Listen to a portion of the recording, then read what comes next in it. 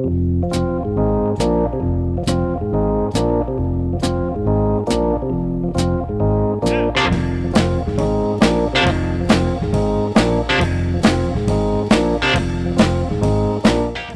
to the Two Blokes Chatting radio show on 94.7 The Pulse. Music, interviews, news, and, well, Two Blokes Chatting. Now, here are the two blokes.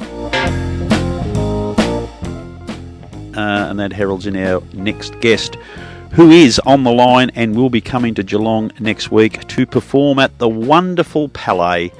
And she's got a little stage name which I don't think compliments her very much. We don't like Misfits coming to our town, but this cheeky young lady goes by that stage name. But for this morning, it is Marika that is joining us. Marika, good morning and welcome to The Pulse. Good morning. Thanks for having me. It's an absolute pleasure. We're a bit excited about the big 80s show coming to the Palais next Saturday night in Geelong.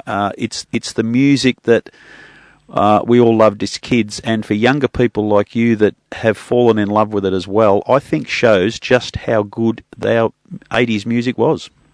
Exactly. I think that's why our shows are just so amazing, because people, like you said, either relate to it because it brings them back to an amazing time, or it's just brand new to them and they love the lyrics, they love the music, the synth sounds that bring everyone up and dancing. It's, yeah, great time.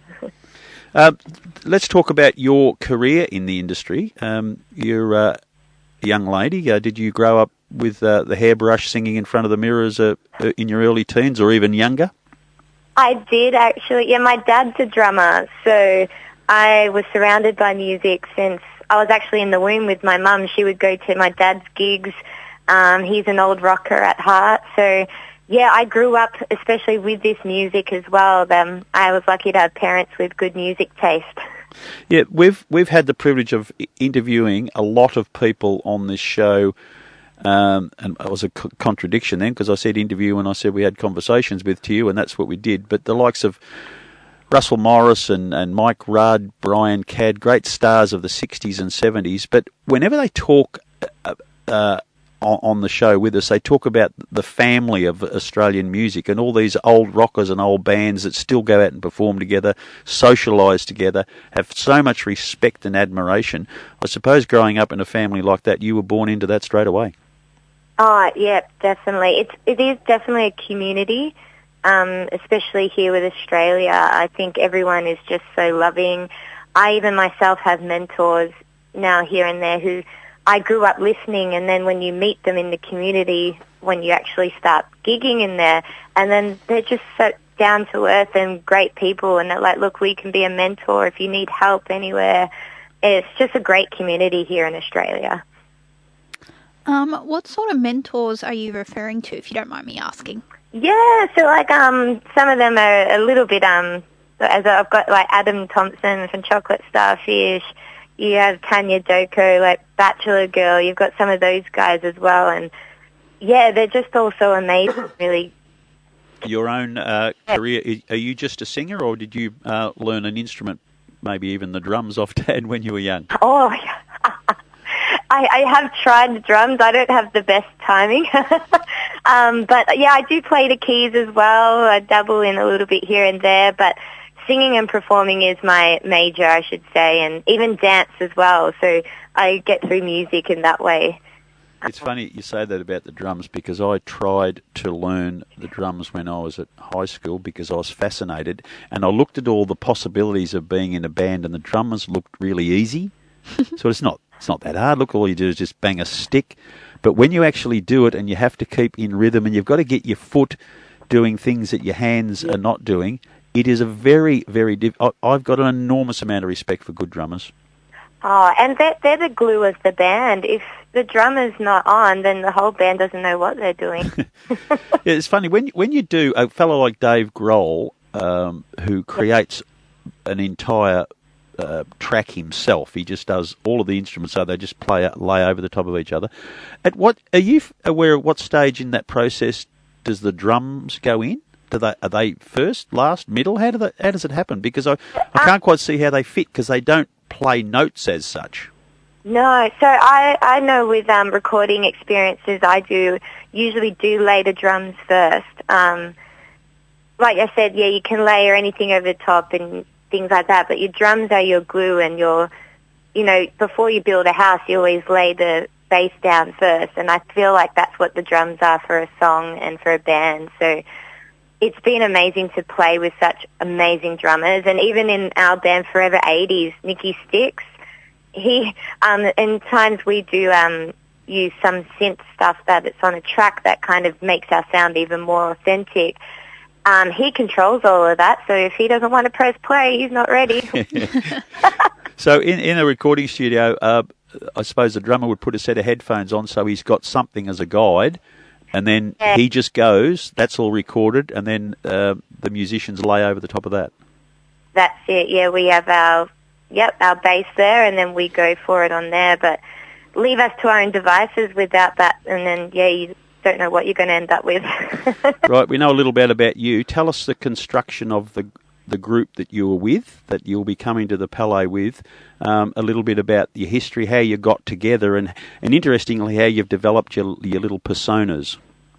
Yeah, so we've got 5 of us all on stage. We've been touring together on and off for about 6 years now. We kind of, here and there, we've been all over Melbourne, and we kind of just, our leader, Blue Steel, who's our male vocalist, he kind of brought us all together, found us from here and there all over Melbourne. And then kind of put us together. So our personas is who we are on stage, our 80s alter egos, I suppose you can call us. Like my name, Misfit, is based on Gem and the Holograms cartoon from the 80s. And the band on that cartoon was called the Misfits. And I'm a bit of a rebel on the stage and have a little bit of attitude, which is where that name kind of derived from. We have Blue Steel, our lead singer. He's very, I suppose, charismatic and does like his looks. He's got his tight pants on. The ladies kind of like that. You have Nicky Sticks, as I said, on the drums.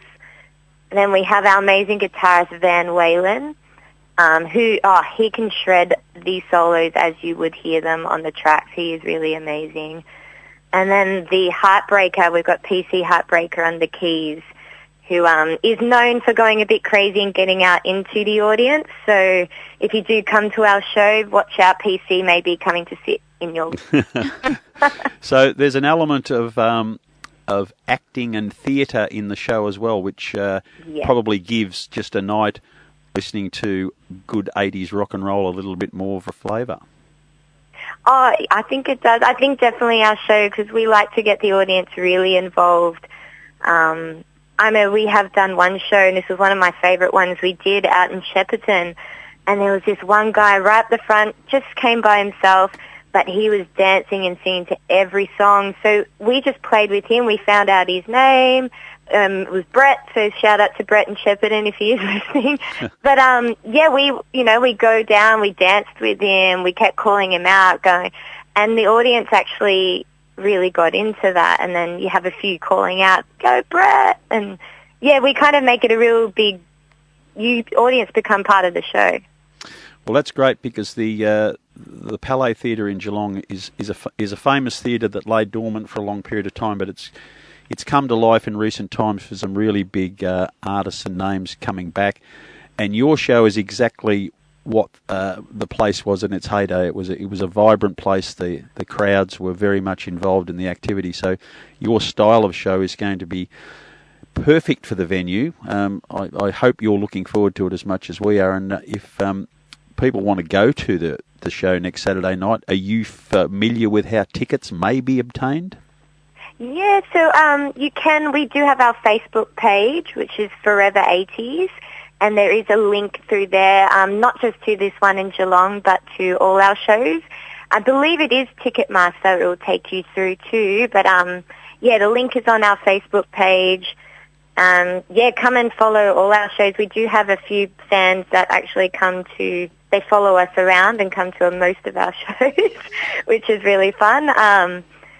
I think we're in Tassie after Geelong and New South Wales. We go up to Queensland. So, there's lots of opportunities to come see us if you can't make it to Geelong or if that's not where you live. And you can also go onto the Palais Geelong website. I'm sure there'll be prompts there to follow to get tickets as well. But there's a lot of people in Geelong that certainly love this style of music, and the fact that you've got a bit of showmanship tied in with it will make it a fantastic night and really have the Palais rocking. Now, Marika, your own career, you do this, but what else do you do to sustain yourself? And more importantly, what do you see yourself doing in another 5 to 10 years? Oh, thanks for asking that. I sing around Melbourne with a lot of, I get around doing some weddings as well. I think a lot of singers do. I also do my own music as well with a small label here in Melbourne, releasing through a different name. But so for me, I do see myself definitely keeping up with this 80s with Forever80s because that's something I'm very passionate about with the music. But then I suppose also with my own music. So where can we find your music if people want us to get a little bit of an insight into what might be coming to town? Oh, so my own music is under Tika Marie, which is MAREE for Marie. And you can find me on Spotify and all the socials as well, any social media platforms I'm on. So, if you are interested, it's a little bit more modern with my own stuff, but I kind of feeling like I'm trying to bring a little bit of the 80s synthy stuff into my music to come. So that's something that I'm planning on bringing in. So you do your own writing. What's the base for that? Are you guitar, piano, or just all in the head and then you get someone else to write it down for you?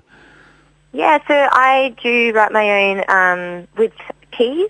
So I write my own keys and my lyrics, and then I go see my great friend Robert Upward, who's my producer and manager, and together we kind of construct the track from there. And so he's kind of more the brains of the beats. Like I said, I'm not a drummer, so he does that stuff for me. But so then it's a team effort the rest of the way. And of course, what you're going to be doing in 5 or 10 years might depend if you find that magic song, that song that hits Spotify and excites the world, and it gets plays all over the place, because we've seen artists come from absolute obscurity doing things in their own house, in their own corner, and it just hits the right spot, it makes the right sound, you get a bit of a following, and the whole world changes. Well, that's it. I think it's just that one song. If you connect with the majority of people on that one song, whether it be just a hook or something, that's your ticket into, that other side of the industry. So, I don't know, fingers crossed something might happen. We had a young songwriter on a couple of weeks ago asking about this tricky question that I suppose you all deal with, is the possible combinations of notes. We think is probably well and truly been covered already with the number of people that have written songs for hundreds of years, and we still see court cases in recent times of people pinching or allegedly pinching bits of music that might have been written more than 100 years ago. How difficult is it to find a set of notes, a combination of notes when you're tinkering, that you're confident that someone else hasn't already done and made success out of? Yeah, it's I think as careful as you can be, and you might think, yep, this is original, I've got it, and someone's going to pick it going, oh, that sounds like this song.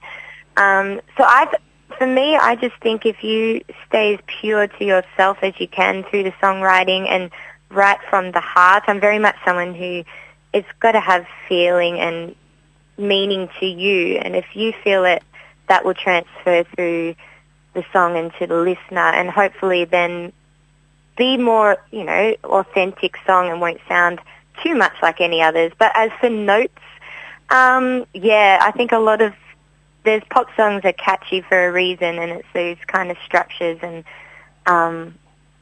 what we use. So if you use chords 1, 4, 5 and 1, that's catchy song. So I think you can't really get away from that. Yeah. When you throw one together, are you a lyrics first or music first writer? I'm lyrics first. For me, I'm very much, I write, that's one thing I really do enjoy with songs, is writing something that has the meaning and telling a story. And then for me, it's trying to find a melody that will fit with my lyrics. Sometimes I do have to modify the lyrics once I find a melody, and I'm like, oh, I can't really fit that in. But melodies don't really come as easily to me as the lyrics do. And with the lyrics, do you write from experience in your life? Are you a bit Taylor Swifty and you write about all your broken romances and other? I do write from experiences. I'm not very. I have written one song about I call love like an addiction. So I'm calling it like kind of. I'm not saying I take drugs, because I don't, but they kind of did match that up, like love is like you're addicted and it might not be good for you kind of thing. So it was kind of from experience, the love side, but then the addiction side, I kind of was just drawing on research that I had done. But yeah, other songs I've written about a bad workplace with a bad boss, so kind of vented my anger through that song. So that one's called Don't Mess With Me. I was kind of a bit angry in that side writing that song. I think we've all been there with a bad boss and a bit of frustration. Just quickly, I'm just wondering if any of your songs you ever find doing a show like Forever80s, you're finding that your songs align with the characters and the personalities that you're playing. Yeah, so for me, definitely Joan Jett's I Love Rock and Roll is one song that, especially for my persona I put on with Misfit, that one is majorly one I get into. Just the lyrics and the attitude and the rock. That's why I feel like my character Misfit definitely leads more into the rock songs. I'm very excited in future shows. We're going to bring in some like Vixen and Lita Ford and more Bonnie Tyler. It's going to be, I think that's where my character really fits the best. Well, we did play a Bonnie, and she may or may not be coming to Geelong. So, let's give us an idea of the breadth of those genres that we might see when the show comes to town next week. Yes, the genres. You're going to see, not just the rock side of the 80s, but you're going to bring in. We get some Whitney Houston. You got your synth pops in there. We bring in the rock with the Blue Steel as well, with some Bon Jovi. You've got some Take On Me. That one always gets, everyone in the crowd will sing that one, with that popular piano synth line in there as well. Completely all the genres I feel like we hit with the 80s. Ballads here and there. We even have some of the 80s movies. We've got Flashdance in there, Footloose. Just iconic songs. For those of us who were around in that time and awake and alert, and the music was a big influence. But as I said at the start of the interview, it's sort of, I have no reason to be proud about it, but the 70s and 80s music that were very much part of my life, the fact that teenagers today are attaching to that music and it's really having an impact on them, shows to me how privileged and lucky we were to have grown up in an era where there were so many great, on the back of the Beatles and the Rolling Stones, so many great songwriters and performers were born out of that, and they really come to the fore in the 80s. Yeah.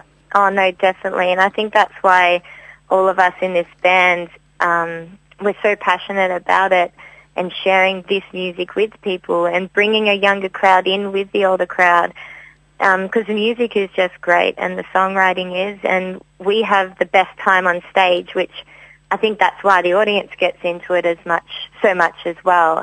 It's just a great vibe on the night. Good on you, Marika. Thank you so much for your time this morning. Best wishes for not just next Saturday night, but what you're doing in the music industry. You're one of many young, vibrant characters that bring a lot of passion to what you do, and we hopefully will. Well, we're not hopefully. We know we're going to see it on stage with you and your four fellow band members next Saturday night. Just quickly again, tell us about your Facebook page and again your own music. Where can we get a look at your personal stuff outside of Forever80s? Yeah, so my own music is under Tika Marie. You can find me on Spotify or all socials. And our band Forever80s is the name of our Facebook page. We are actually on Instagram as well, but Facebook is where you will find the links to buy tickets to all our shows and to the one in Geelong next week on Saturday. Magnificent. Thank you so much, young lady. Really impressed to talk to you this morning and giving up your time for us. And get on board, everybody. It's the Palais rocking next Saturday night, just like it used to way back in the 50s and 60s, where the big bands were all in town, and it was there were so many local families, if you like, married couples met at the Palais back in the heyday. It was that sort of venue way back in Geelong, so you're bringing it back to life. We greatly appreciate it. Good on you, Marika, and best wishes. Great. Thank you for having me.